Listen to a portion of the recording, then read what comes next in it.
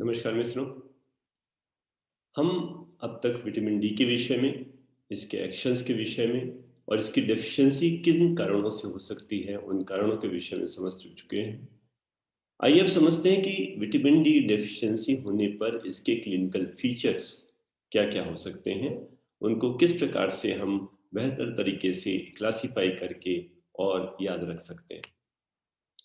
Vitamin D deficiency वास्तव में जिसका सबसे प्रमुख भाग है, विटामिन डी का जो कार्य है वो है कैल्शियम को एब्जॉर्ब कराना इंटेस्टाइन से। तो जब विटामिन डी डेफिशिएंसी होगी तो कैल्शियम का एब्जॉर्प्शन उचित प्रकार से नहीं हो पाएगा और जिसके कारण से बॉडी में कैल्शियम की कमी हो जाएगी। विटामिन डी कैल्शियम के साथ-साथ फास्फोरस का एब्जॉर्प्शन भी कराता है, तो फास्फोरस की भी कमी हो जाएगी। तो कैल्शियम और फास्फोरस की कमी, जिनमें मुख्य है कैल्शियम, यह इनके सभी लक्षण जो इनसे उत्पन्न होते हैं, उनके प्रमुख कारण हैं। ध्यान रहे माइल्ड टू मॉडरेट डेफिशिएंसी में अधिकांशतया कोई परेशानी नहीं होती और व्यक्ति बिल्कुल नॉर्मल अपने आप में महसूस करता है, जबकि वास्तव में अंदर कैल्शियम फास्फोरस की डेफिशिएंसी चल रही हो। लेकिन सीवियर डेफिशिएंसी में जब ब्लड में कैल्शियम का लेवल कम होने लग जाए, हाइपोकैल्सीमिया, फास्फोरस का लेवल कम होने लग जाए, हाइपोफॉस्फेटीमिया, और कैल्शियम कम होने से उसको कंपेंसेट करने के लिए, उसको दोबारा वापस लाने के प्रयास में जो पैराथॉर्मोन का सिक्रीशन बढ़ जाता है, हाइपर पैराथायरॉयडिज्म। तो सेकेंडरी हाइपर पैराथायरॉयडिज्म, क्योंकि वो लो कैल्शियम के रिस्पॉन्स में बढ़ रहा है। तो हाइपोविटामिनोसिस डी या विटामिन डी डेफिशिएंसी से सीवियर होने पे उत्पन्न हुआ हाइपोकैल्सीमिया, हाइपोकैल्सीमिया के कारण से रिफ्लेक्स सेकेंडरी हाइपर पैराथायरॉयडिज्म। तो जो 3 प्रकार की परेशानियां आ सकती हैं सीवियर डेफिशिएंसी में, हाइपोकैल्सीमिया, हाइपोफॉस्फेटीमिया और सेकेंडरी हाइपर पैराथायरॉयडिज्म। अब इससे होगा क्या? कैल्शियम लेवल के ज़्यादा कम हो जाने से एक तो इसकी आवश्यकता है बोन में मिनरलाइजेशन के लिए, तो मिनरलाइजेशन डिफेक्ट्स होंगे। दूसरी आवश्यकता है मसल के कॉन्ट्रैक्शन के लिए, तो मसल का कॉन्ट्रैक्शन वीक हो जाएगा, वीकनेस होगी। और तीसरा नर्व्स की एक्साइटेबिलिटी के लिए, तो न्यूरोमस्कुलर एक्साइटेबिलिटी हमारी वह इसमें डिफर कर जाएगी, बढ़ जाएगी। तो इस प्रकार से क्लिनिकल फीचर्स को हम 3 भागों में बांट सकते हैं। यदि कैल्शियम बोन्स में कम हुआ, डिफेक्टिव मिनरलाइजेशन, मसल्स में कम हुआ, मस्कुलर कॉन्ट्रैक्शन की स्ट्रेंथ का घटना, और ब्लड में सीरम में कम हुआ, तो उससे न्यूरॉन्स की एक्साइटेबिलिटी का बढ़ जाना। आइए इनको एक-एक करके डिस्कस करते हैं। बोन के मिनरलाइजेशन के डिफेक्टिव होने से क्या होता है? हम ये जानते हैं कि बोन के 2 कंपोनेंट हैं। एक ऑर्गेनिक कंपोनेंट, एक इनऑर्गेनिक कंपोनेंट। ऑर्गेनिक कंपोनेंट क्या होता है? कोलेजन फाइबर्स, और कोलेजन फाइबर्स के बीच-बीच में ग्राउंड सब्सटेंस। तो जो ऑर्गेनिक मैट्रिक्स है, जिसको ऑस्टियोब्लास्ट सिक्रीट करते हैं। तो एक कोलेजन फाइबर और दूसरा बोनी मैट्रिक्स। ये तो हुआ इसका ऑर्गेनिक कंपोनेंट। तो ये आप समझ लीजिए कि जैसे अब इसके ऊपर मिनरलाइजेशन जो हुआ, वह बिल्कुल उस प्रकार से है जैसे किसी प्लास्टर लगाते समय, तो जो हम प्लास्टर ऑफ पेरिस और एक पट्टी लपेटते हैं। पट्टी क्या है? एक मेशवर्क है कॉटन फाइबर्स का। उसी प्रकार से बोन क्या है? एक मेशवर्क है कोलेजन फाइबर्स का। ग्राउंड सब्सटेंस उसमें भरा हुआ है। अब इस ग्राउंड सब्सटेंस के ऊपर मिनरलाइजेशन, मिनरलाइजेशन जैसे हो गया प्लास्टर की पट्टी में plaster of Paris.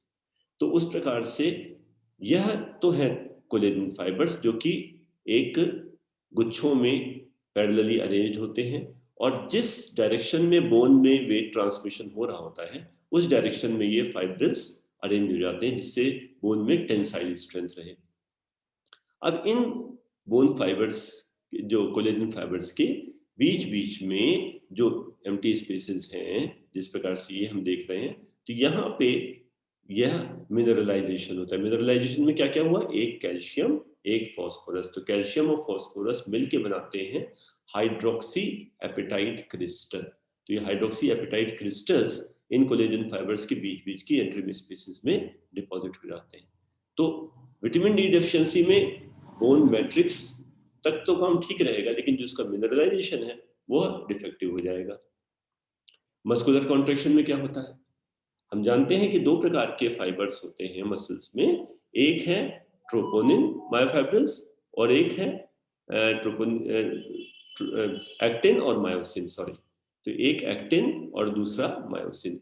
Actin fibres के जो कंपोनेंट्स हैं ट्रोपोनिन और ट्रोपोमायोसिन। तो ये जो ट्रोपोमायोसिन एक चेन की तरह से होता है, ये चेन की तरह से ट्रोपोमायोसिन ये एक्टिन मॉलिक्यूल्स के ऊपर जो बाइंडिंग साइट्स हैं, ये डॉट डॉट डॉट डॉट दिख रही हैं, ये बाइंडिंग साइट्स को कवर्ड रखता है।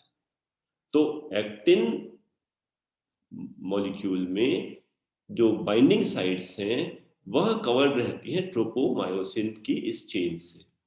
तो जैसे ही ट्रोपोनिन के ऊपर कैल्शियम कंबाइन करता है, कैल्शियम के कंबाइन करते ही वह ट्रोपोमायोसिन चेन को खिसका देता है, जिससे यह एक्टिन के बाइंडिंग साइड्स जो डॉट डॉट डॉट दिख रहे हैं हर एक मॉलिक्यूल के ऊपर, वो एक्सपोज हो जाते हैं। और यही बाइंडिंग साइट्स पे आप ये देखें जो मायोसिन फाइबर है यह कंबाइन करता है।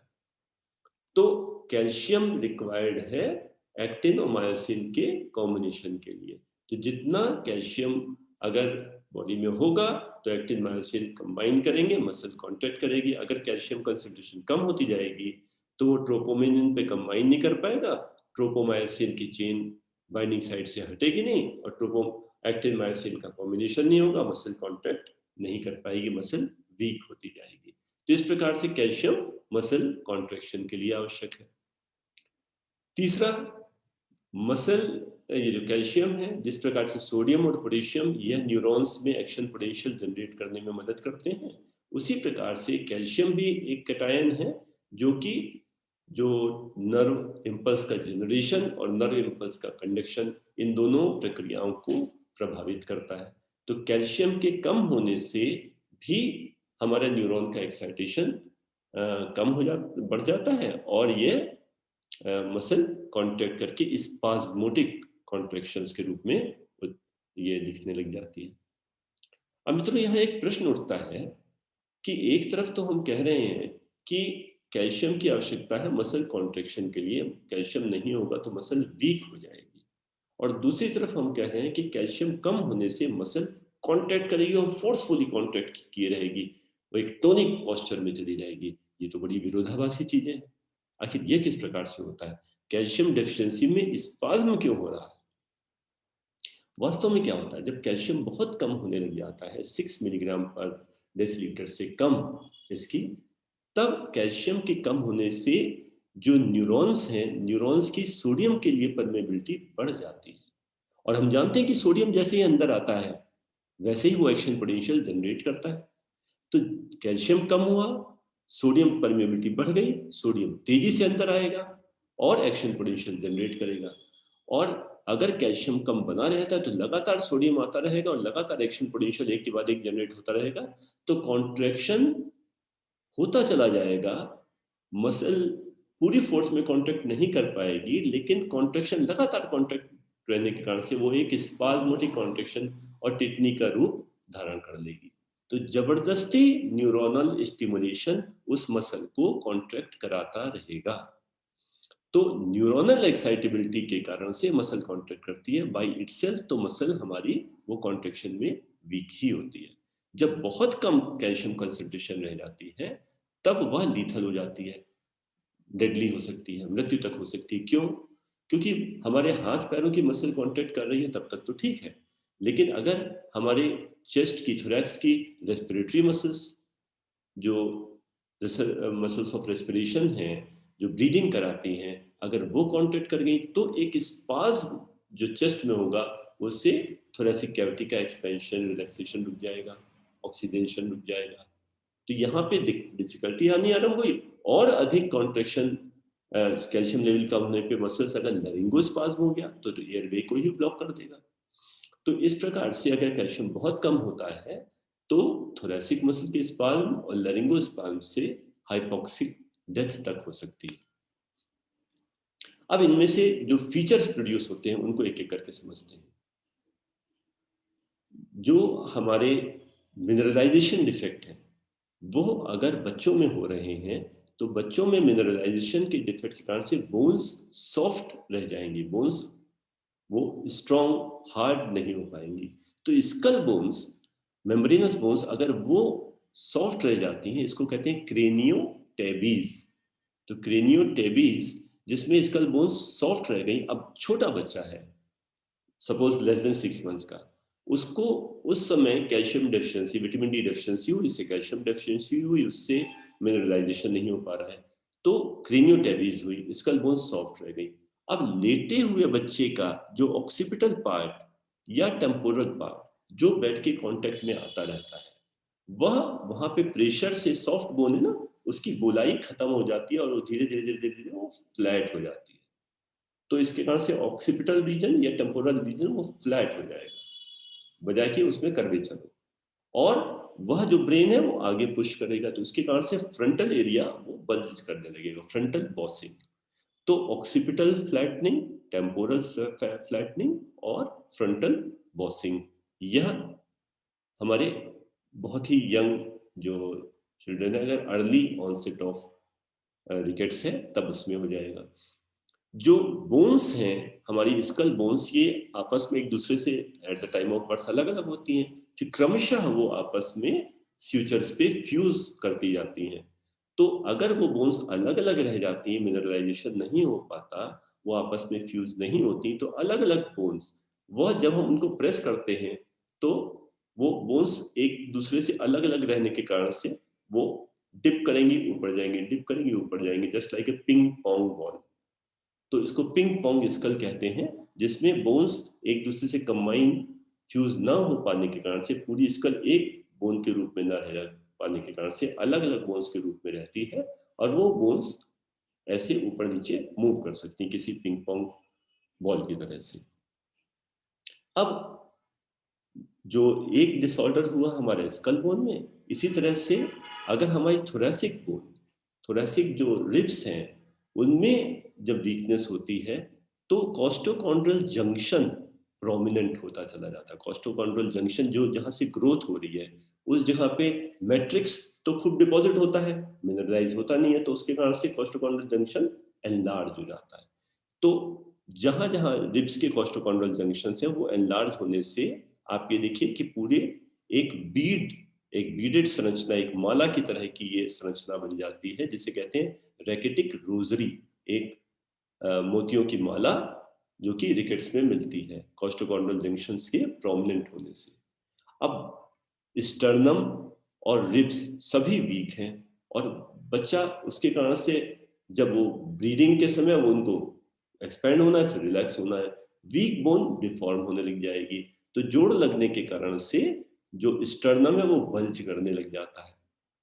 पेक्टस कैरिनेटम, कैरिनेटम मतलब कबूतर, कबूतर का जैसे थोरैक्स आगे निकला होता है, वैसे ही रिकेट्स में ये पेक्टस कैरिनेटम पिजन लाइक चेस्ट वो होने लग जाता है। जो डायफ्रागमेटिक मसल्स अंदर खींचती हैं रिब्स को, उसके कारण से रिब्स, इसमें अगर आप देखें रिब्स अंदर दब जाती हैं, तो स्टर्नम प्रोमिनेंट हो गया, रिब्स अंदर दब गई, जिसको कहते हैं Harrison sulcus.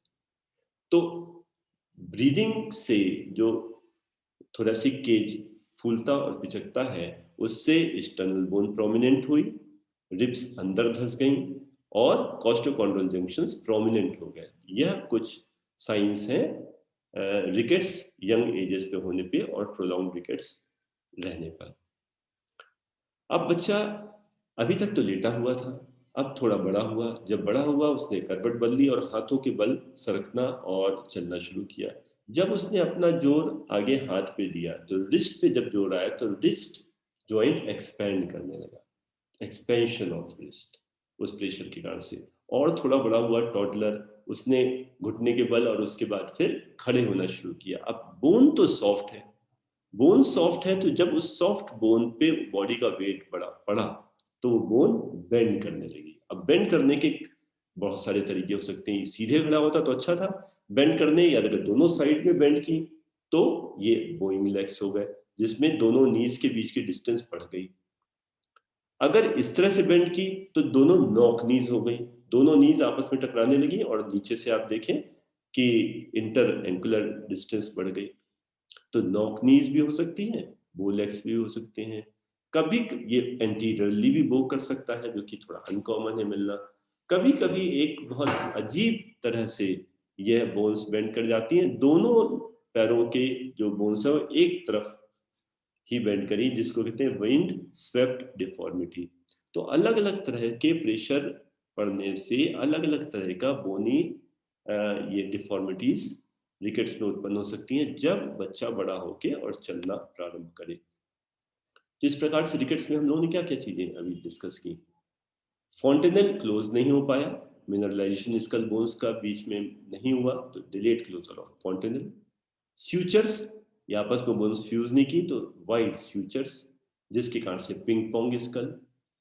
Flat craniotabes soft bones, flatness of occipital temporal region जिससे फ्रंटल बॉसिंग।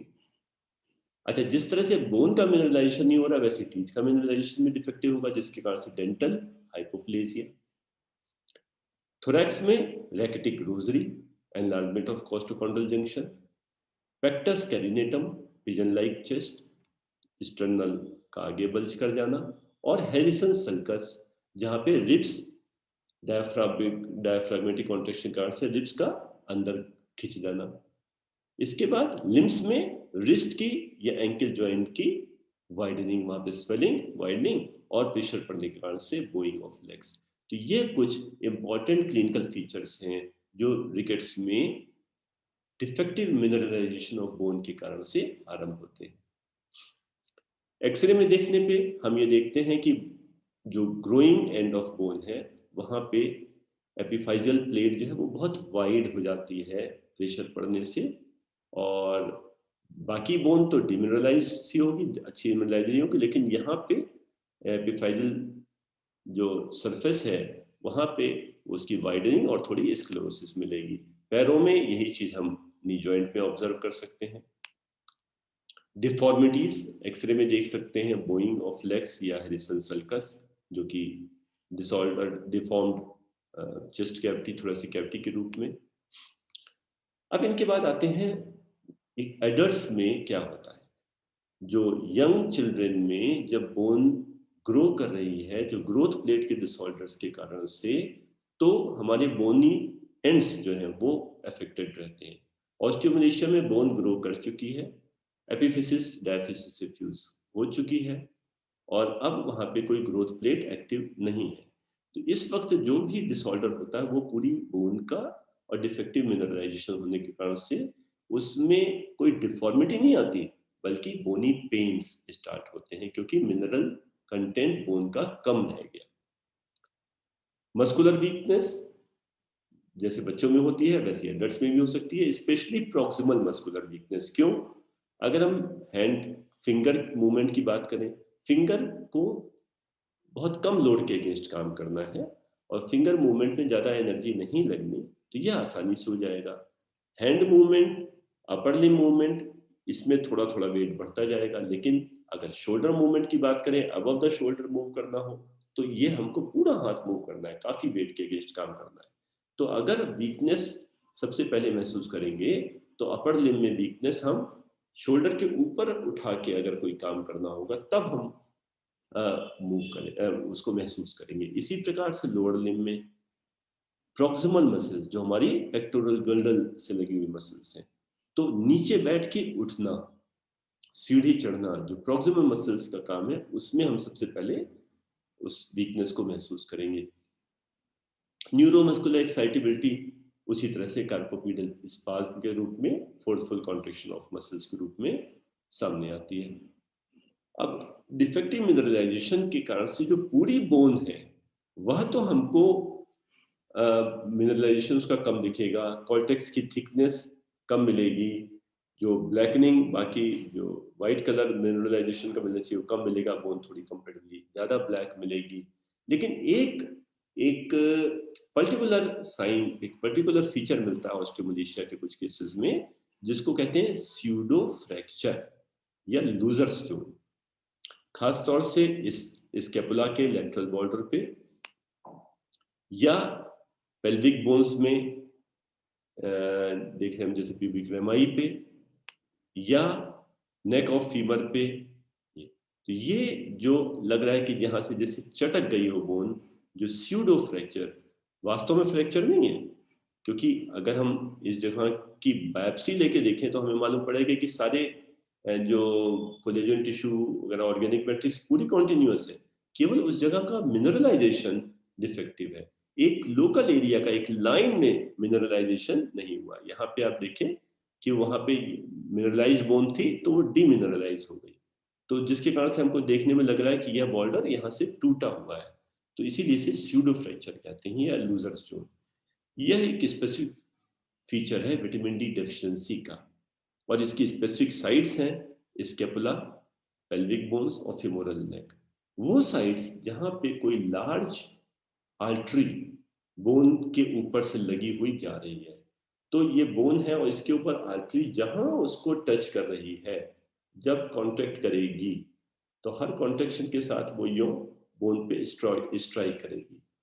तो जब वो स्ट्राइक कर रही है तो उस जगह से वो मिनरल को वॉश आउट करा रही है, तो इसी कारण से जहां पे बार बार स्ट्राइक करते करते उस जगह का मिनरल वॉश आउट हो जाता है। तो जहां जहां से आर्टरीज बोन के कांटेक्ट में है उस जगह पे बोन का डिमिनरलाइजेशन हो जाता है, इरोजन हो जाता है, जिसको स्यूडो फ्रैक्चर या लूजर्स जोन कहते हैं। बाकी बोन इंटैक्ट है, केवल मिनरल वहां का इरोड हो गया।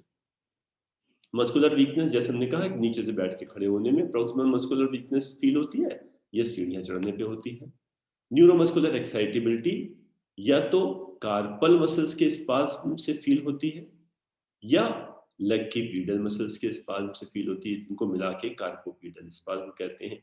जरा सा उसको स्टिमुलेट किया, जरा सा मसल कांटेक्ट की और उसके बाद नर्व एक्साइट हुई और नर्व दर दर दर दर दर दर फायर करना शुरू किया और वो मसल कॉन्ट्रेक्शन में चली गई और टिपिकल जो ड्यूपिट्रिन्स कॉन्ट्रेक्चर की स्थिति होती है वह आ जाती है। यदि हमारे पास पेशेंट आए, कहते हैं कि हमारे मसल्स इस तरह से स्पाज्म में चली जाती हैं, तो आपके दिमाग में टोनिक स्पाज्म एक टिटनी हो सकता है या टोनिक सीजर्स भी हो सकते हैं। तो अब इसको कैसे रूल आउट करेंगे क्लिनिकली? इसके लिए ये ट्राउजियस साइन एक होता है कि लेटेंट टिटनी। लेटेंट टिटनी मतलब अभी मैनिफेस्ट नहीं है, अभी हमें नहीं दिख रही है, लेटेंट छुपी हुई है, संभावना है उसकी, और उसको हम एलिसिट कर रहे हैं, उसको हम एक प्रेसिपिटेट करा रहे हैं, उसको उत्पन्न कर रहे हैं टिटनी को। कैसे? हमने बीपी इंस्ट्रूमेंट का कफ आम पे बांध के और उसको इन्फ्लेट किया सिस्टोलिक प्रेशर से 20 से 30 मिलीमीटर ऑफ मरकरी ऊपर। सपोज सिस्टोलिक प्रेशर हमने मेजर किया 120 आया, तो हमने कफ को 140 या 150 तक इन्फ्लेट करके छोड़ दिया। अब छोड़ दिया और टाइम नोट किया। अगर हम देखते हैं कि उसको 1 मिनट में यूजुअली ये आने लग जाता है, कॉन्ट्रेक्शन मसल कॉन्ट्रैक्ट होने लग जाती है, इसका मतलब हाइपोक्सिया हुआ। हाइपोक्सिया ने नर्व मसल्स को और इरिटेबल बनाया और उसके कारण से ये टिटनी मैनिफेस्ट हो गई। इसको कहते हैं ट्राउजियस साइन है। ये लेटेंट टिटनी को एलिसिट कराने का एक माध्यम है। तो अगर ऐसा हो रहा है, इसका मतलब उस पेशेंट में लेटेंट टिटनी है, कैल्शियम लेवल चेक कराएं और फिर रूल आउट करें कि हाइपोकैल्सीमिया का कारण क्या है, विटामिन डी डेफिशिएंसी या कुछ और। इसी प्रकार से जो हमारी फेशियल नर्व है, जो ट्रैगस ऑफ ईयर्स से यहाँ पास होके और फिर उसके बाद कई पार्ट्स में, कई ब्रांचेस में बढ़ के फेशियल मसल्स को सप्लाई करती है, तो जब वो ट्रैगस के आगे से क्रॉस करती है, तो यहाँ पे अगर हम टैप कर रही हो तो हम उस फेशियल नर्व को स्ट्राइक कर रहे हैं, तो उससे फेशियल नर्व में और उसकी मसल्स जहां जहां जा रही है वो कॉन्ट्रैक्शन होगा। तो नॉर्मली टैप करने पे हम उसको एक्साइट इतना नहीं कर पाते कि उसके अंदर एक्शन पोटेंशियल जनरेट हो और मसल को कॉन्ट्रैक्ट करा सके। लेकिन जब वो एक्साइटेबल नर्व होगी, हाइपर एक्साइटेबल नर्व होगी, तो जैसे ही इसको टैप करेंगे फेशियल नर्व को, तो एंगल ऑफ माउथ यहाँ पे ट्विचिंग, और ज्यादा होने पे पूरे फेस की अपर पार्ट लोअर पार्ट सारी वो यो कॉन्ट्रैक्ट करने लग जाएंगी। तो this is known as Chvostek sign, जिसमें फेशियल नर्व को टैप करके हम इप्सिलेटरल उसी तरफ की फेशियल मसल्स को स्टिमुलेट करते, नर्व को स्टिमुलेट किया, मसल्स कॉन्ट्रैक्ट की, तो जिससे फेशियल मसल्स की कॉन्ट्रैक्शन, ग्रीमेसिंग हमें देखने को मिली। तो एक ट्राउजियस साइन, एक चुआस्टिक साइन, ये लेटेंट टिप्पणी को एलिसिट करने के तरीके हैं। तो इस प्रकार से हम लोगों ने जो अभी डिस्कस किया कि विटामिन डी जो कि कैल्शियम फास्फोरस के एब्जॉर्प्शन के लिए आवश्यक है, विटामिन डी डेफिशिएंसी में हाइपोकैल्सीमिया और हाइपोफॉस्फेटीमिया हो सकता है। हाइपोकैल्सीमिया से होने वाले लक्षण हम लोगों ने अभी इतने सारे पढ़े। माइल्ड टू मॉडरेट डेफिशिएंसी में कोई सिम्टम्स नहीं होते, सीवियर में ये सारे सिम्टम हो सकते हैं, लेकिन ऐसे केसेस भी काफी, अगर क्रॉनिक डेफिशिएंसी है तो काफी समय तक एसिम्प्टोमेटिक बने रह सकते हैं। वो ठीक है, कोई दिक्कत नहीं, उन्हें कोई पता नहीं चल रहा, लेकिन अगर कोई और परेशानी हुई तो वो प्रेसिपिटेट हो गए। एक मैग्नीशियम की एक डेफिशिएंसी जो कि मेल एब्जॉर्प्शन सिंड्रोम वगैरह में हो जाती है, सीवियर एल्कोहलिज्म में हो जाती है, तो मैग्नीशियम की डेफिशिएंसी में वो प्रेसिपिटेट हो गया। या जैसे हम लोगों ने पिछली वीडियो में बात की थी कि बोन डिसॉर्प्शन के इनहिबिटर बिसफॉस्फोनेट, एटिड्रोनेट, एलेंड्रोनेट, रिसिड्रोनेट, अगर हम इनको देते हैं ऑस्टियोपोरोसिस के ट्रीटमेंट के लिए, तो इनको देने के बाद भी ये हाइपोकैल्सीमिया प्रेसिपिटेट हो जाता है। क्यों? क्योंकि ये जो बोन रिजॉर्प्शन है, जब बोन का रिजॉर्प्शन होता है तभी उसमें से जो मिनरल्स हैं वो डीमिनरलाइज होके वो ब्लड में निकलते हैं। तो जैसे जैसे बोन रिजॉर्ब होगी, कैल्शियम उसका ब्लड में आएगा। अगर हमने बोन रिजॉर्प्शन को इनहिबिट कर दिया बिसफॉस्फोनेट देके, तो कैल्शियम जो बोन से ब्लड में आ रहा था उसकी एंट्री रुक गई, जिसके कारण से हाइपोकैल्सीमिया प्रेसिपिटेट हो जाएगा। तो क्रॉनिक डेफिशिएंसी एसिम्प्टोमेटिक रह सकती है, एसोसिएटेड हाइपोमैग्नीसीमिया, एसोसिएटेड बिसफॉस्फोनेट थेरेपी वो उसको प्रेसिपिटेट कर सकती है। तो मित्रों, यह थे कुछ clinical features vitamin D deficiency के, जो कि कैल्शियम और फास्फोरस की कमी के कारण से होते हैं।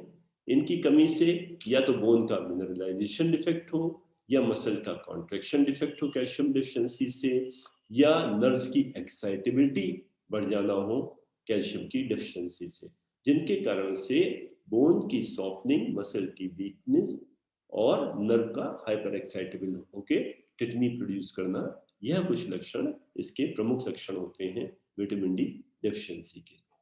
धन्यवाद।